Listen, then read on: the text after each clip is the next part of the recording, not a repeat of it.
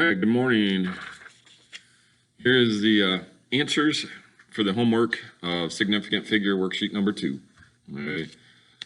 So you should have already done this worksheet. You should have already taken a picture of it and sent it to me so that I can give you a grade. All right. So the first question, which happens to be number 9, it said explain the difference between accuracy, precision, and error of a measurement. Well, what's the difference between those three? The first one, accuracy, remember, is how close are you to the correct answer? All right, remember in our notes we talked about the idea of the target, how close you were to the actual center of the target. Precision is reproducibility, all right, being able to get the same answer over and over and over. For precision, remember, it doesn't have to be accurate. Right? It's just getting the same answer every single time. Right? And on that, also remember that if you have a measurement that is precise, you keep getting the same answer over and over and over, but it's not correct, then there's something wrong with the device. There's something wrong with the balance. There's something wrong with whatever you're using. Right? Last one, error of measurement. That is how the percent that you are off from the correct answer. How far is it away? Not just by counting it, but a percentage. Right? It shows you how much that device is wrong every time you use it. That's what error of measurement is. All right, then we're going to question number 10. Determine the number of significant figures in each of the following measurements. Question A says 12 basketball players. Well, the 1 and the 2, both of them are non-zeros, so therefore there are 2. There are 2 significant figures. Second one, letter B, 0.010. Excuse me, goodness. For that one, the 1 is significant. The 0 at the end of the number is significant, but the 2 zeros in front, the 0.0, are not significant. So the right answer would be 2. Question letter C, 507. The 5 and the 7 are both significant. The 0 is significant because it's between 2 non-zeros, so therefore it is 3. Letter D, oh, this is a big one, but on this one, the 7 and the 2 are significant. We've got the 2 zeros between the 7 and the 2. Those are significant. And then the 0 that's at the end of the number, right after the 2, that one is also significant. So that puts us at 5. The 2 zeros out in front are not significant. 0.0 is not significant. Letter E. Letter E is kind of a, I don't say a trick question, but a little bit.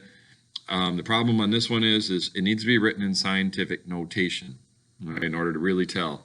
So the right answer in this one, it could be 3 significant figures, it could be 4, it could be 5. We know that the 1, the 0, and the 8 are significant.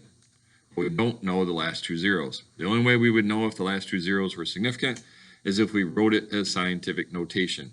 If I wrote it as 1.08 times 10 to the 4th, then we would know it is 3. If I wrote it as 1.080 times 10 to the 4th, then it would be 4. If I wrote it as 1.0800, then I would know it's 5. Okay, so writing it as scientific notation actually tells me if those zeros at the end are significant.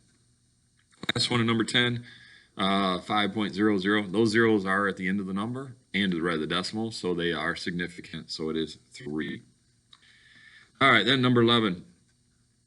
Number 11. Hopefully you used your calculator on your computer in order to type these things in. When you type this one in, you should have gotten a number of like 66,000. And then if you rewrite that in scientific notation, it would be 6.6 times 10 to the 4th is the right answer. 6.6 times 10 to the 4th.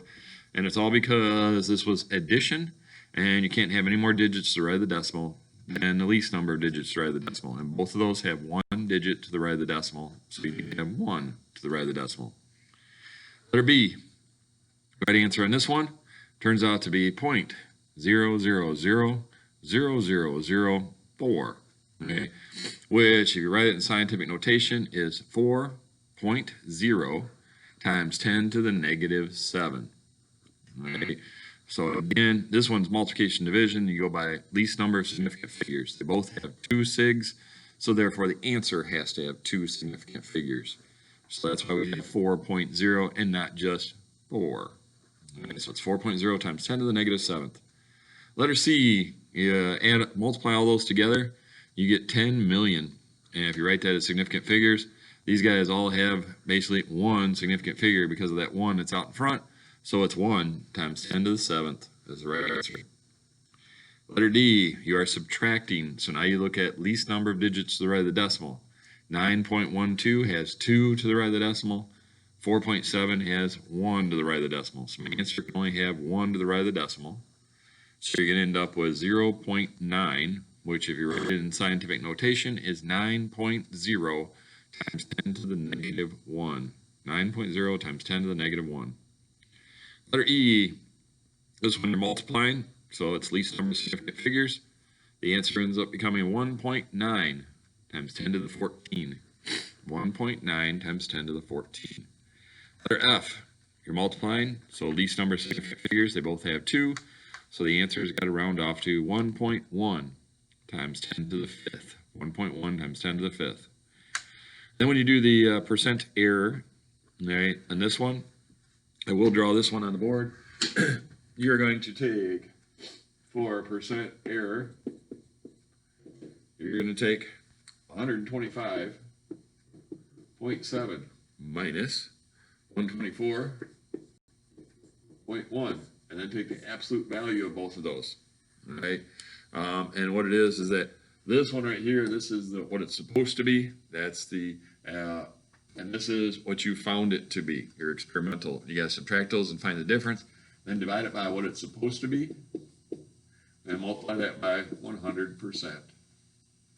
When you do all that, you should end up with an answer of 1.2728719. That's what's going to come up on your computer. Okay. Now, what you have to do now again is you go, okay, where am I supposed to round this number off? So you got to look back at number of significant figures. All right. And we've got 1, 2, 3, 4, 1, 2, 3, 4. So because I have 4, my answer's got to have 4. So 1, 2, 3, 4. So I'm going to look at the 8. I'm going to round this guy off, and it's going to become 1.273% error is the answer. All right, well, that gives us the answers to that worksheet. All right, on to the next thing. So we'll talk to you later in the next video. Have a great day.